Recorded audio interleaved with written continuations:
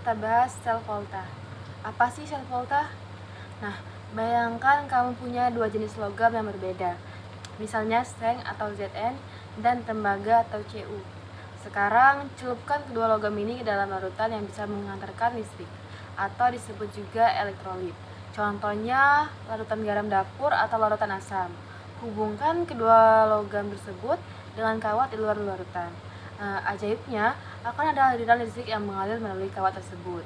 Nah, rangkaian sederhana inilah yang disebut sel volta atau kadang disebut juga intinya, sel volta adalah sebuah alat yang mengubah energi kimia yang tersimpan dalam reaksi antara logam dan larutan menjadi energi listrik. Bagaimana sih cara kerjanya? Nah, penjelasannya itu sederhana. Meskipun kita tidak akan menggunakan rumus, kita perlu memahami konsep dasar mengapa aliran listrik ini bisa terjadi. Nah, jadi logam yang lebih aktif melepas diri, yaitu beberapa logam lebih mudah melepaskan partikel kecil bermuatan negatif yang disebut elektron dibandingkan logam lainnya. Dalam contoh, seng dan tembaga. Seng lebih aktif daripada tembaga, artinya atom-atom seng cenderung melepaskan elektron dan larut ke dalam larutan elektrolit sebagai ion seng atau Zn2+. Nah, selanjutnya elektron bergerak, elektron bergerak, yang dimana elektron-elektron yang dilepaskan oleh seng ini kemudian bergerak melalui kawat penghubung menuju logam tembaga. Nah, logam yang kurang aktif menerima elektron, yaitu di permukaan logam tembaga.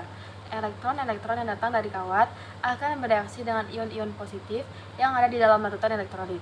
Jika ada ion yang sesuai untuk bereaksi, misalnya ion hidrogen H+, dalam larutan asam, reaksi ini akan mengambil elektron-elektron tersebut. Nah, selanjutnya, aliran listrik tercipta, yaitu dari pergerakan elektron secara terus-menerus dari seng ke tembaga melalui kawat. Inilah yang kita sebut aliran listrik. Seng bertindak sebagai kutub negatif atau tempat elektron keluar, dan tembaga bertindak sebagai kutub positif atau tempat elektron masuk. Saya akan memberikan contoh soal dari apa yang telah saya bahas tentang materi sel volta tadi. Nah, jadi pertanyaannya itu, perhatikan rangkaian sel volta yang terdiri dari elektroda magnesium atau Mg dan perak atau Ag yang dicelupkan dalam larutan elektrolit. Manakah pernyataan berikut yang benar mengenai sel volta tersebut? A. Magnesium bertindak sebagai kutub positif karena lebih mudah menerima elektron. B. Perak mengalami oksidasi karena melepaskan elektron ke larutan. C. Elektron mengalir dari elektroda perak ke elektroda magnesium melalui kawat penghubung. Dan D.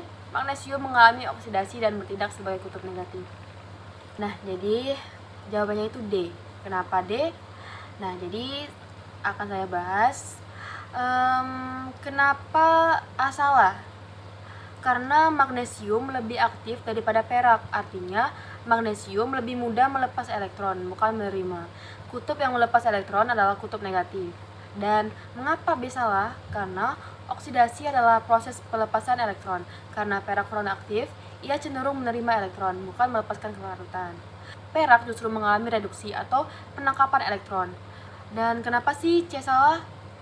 Itu karena elektron selalu bergerak dari kutub negatif ke kutub positif melalui kawat penghubung. Karena magnesium lebih aktif dan melepas elektron, magnesium menjadi kutub negatif sehingga elektron bergerak dari magnesium ke perak. Dan mengapa D benar? Yaitu karena magnesium adalah logam yang lebih aktif sehingga ia cenderung melepaskan elektron. Proses pelepasan elektron bisa disebut juga oksidasi karena magnesium melepaskan elektron, ia menjadi sumber elektron dan bertindak sebagai kutub negatif dalam sel volta tersebut.